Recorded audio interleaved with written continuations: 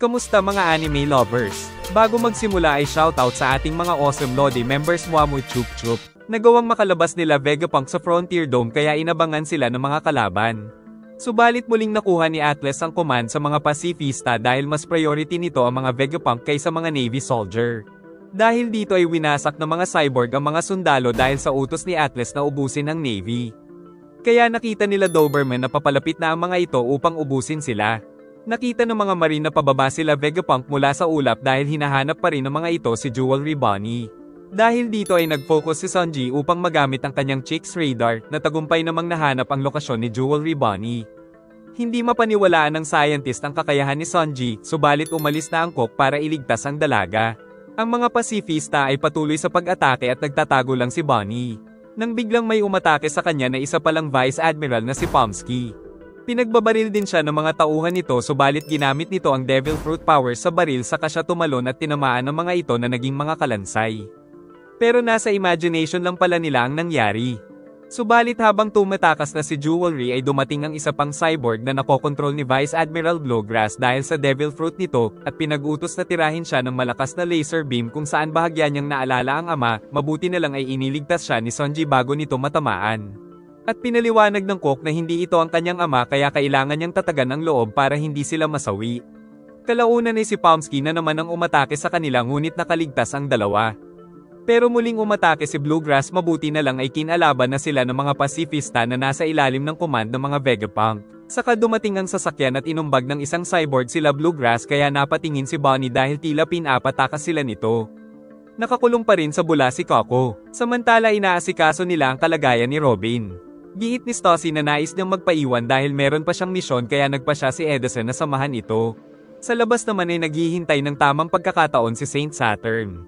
Naglalaban pa rin sila Lucci at Zoro nang mapatalsik ang swordsman. Saka sinalag ang mga atake mula sa malayo at muli siyang sinugod. At sa sobrang bilis ay hindi niya na ito makita. Si Kizaru naman ay umatake ng mga light beam kay Luffy ngunit hindi nito matamaan ang bida.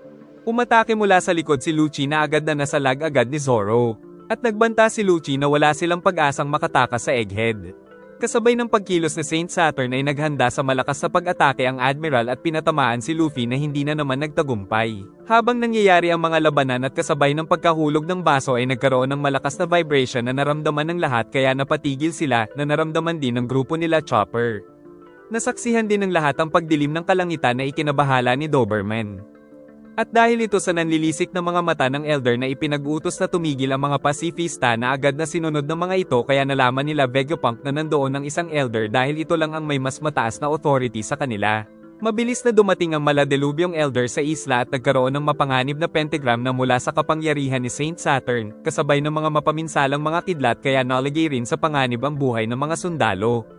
Ikinabahala din ito nila Vegapunk saka nag-anunsyo si Doberman na paparating si Saint Saturn sa isla na ikinatakot nila lalo na nang nagkaroon ng pagsabog. Nagpatuloy naman sa pagtakas sila Vegapunk. Mula sa pentagram ay umusbong ang isang nakakatakot na nilalang at nag-anyong isang malaking halimaw kaya nakita ng lahat ang nakakatakot na anyo ng Elder na sa mga alamat at textbook lang nila nakikita. At isang sundalo din ang napagdiskitahan nito. Saka dumating ang laser ni Kizaru kaya napailag sila Vegapunk subalit nahuhulog sila sa mataas na parte habang si Luffy ay pinalaki ang braso ngunit muntik na sa laser ng Admiral at nagpaikot-ikot subalit dahil rin dito ay nakaisip siya ng matinding atake kung saan merong follow-up na malakas na suntok na tumama sa ulo ng Admiral. Nakita ni Saint Saturn ang nangyari nang tuluyang mapatalsik si Kizaru sa isang gusali subalit naubos na rin ang lakas ng bida at nawasak naman ang sasakyan ni Vegapunk sa pagbagsak. Sa kabila nito ay maayos naman sila subalit dumating na si Elder Saturn na ikinagulat ni Bonnie dahil malademonyo ang anyo ng kinamumuhian niya. Dahil sa mga naaalala ay hindi niya na napigilan ang sarili na kumuha ng espada at buong tapang na sumugod upang saksakin ito dahil sa ginawa sa kanyang amang si Kuma. Natatakot ang mga sundalo sa matinding aura ni Saint Saturn saka pinag-utos ni Doberman na umalis ang mga ito dahil madadami lang sila sa lakas ng Elder. Hindi makapaniwala ang mga sundalo na nakikita nila ang isang Elder na may pinakamataas na posisyon sa buong mundo dahil bibihira lumabas ang mga ito at nakita pa nila ito hindi lang sa human form kundi sa nakakatakot na anyo. Nanatili si Bonnie sa itaas hawak ang isinaksak niyang espada habang nag-alala naman si Doberman kaya mabilis itong nagtungo patungo sa Elder saka pinag-utos sa mga Vice Admiral na patayin si Bonnie at pahirapan na ipinag-alala nila Sanji at Vegapunk. Giit ni Saint Saturn na sinadya niya talagang magpasaksak, saka tinira nito ng laser ang dalaga at kinuha ng malaking kamay. Dahil sa inis ay napasugod rin si Sonji subalit tinamaan siya kaagad ni Saint Saturn.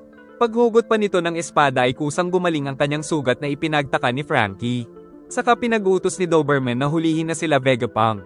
Pero pinigilan sila ng Elder dahil hindi naman na makakatakas ang mga insekto sa kanila.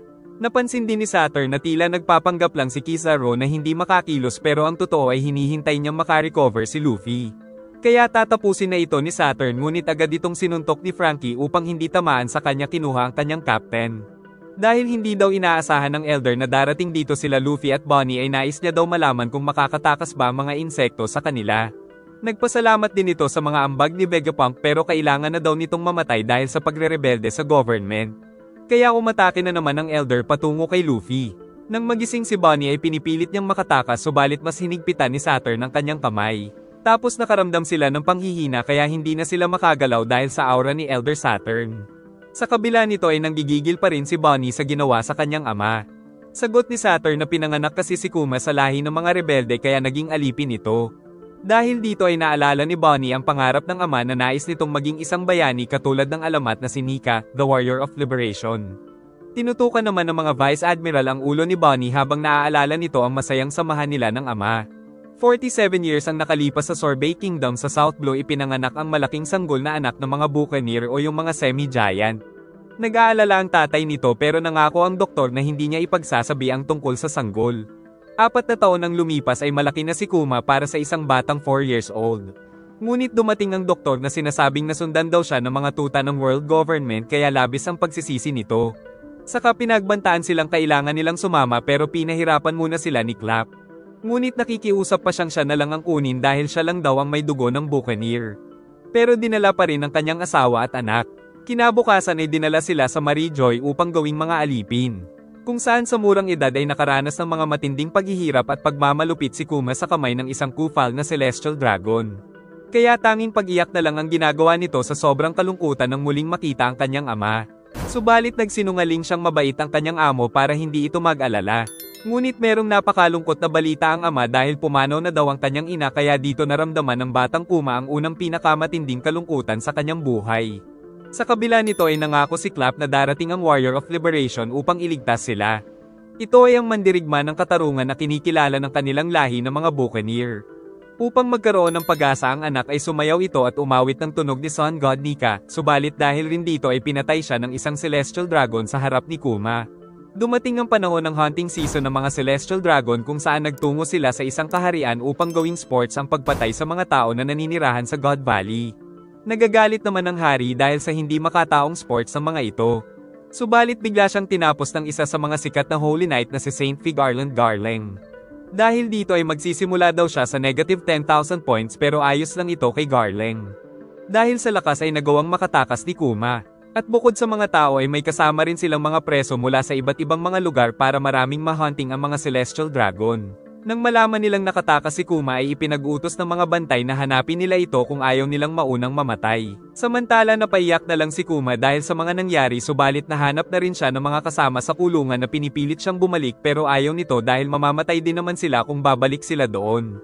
Pero pinilit pa rin siya ng mga tao nang dumating sila Ivan at nakita ang batang may dugo ng Buccaneer. Tinanong ng dalawa kung nais pa bang mabuhay ng mga ito pero wala na silang pag-asa. Kaya sinabi ng dalawa na meron silang magandang plano upang makaligtas sa kalokohan ng mga Celestial Dragon. Nag-enjoy ka ba? Mag-like and subscribe at pindutin ang bell para updated ka sa susunod na upload. Sana ay nagustuhan nyo at mag-like and subscribe ka na rin para muha-muha chup chup.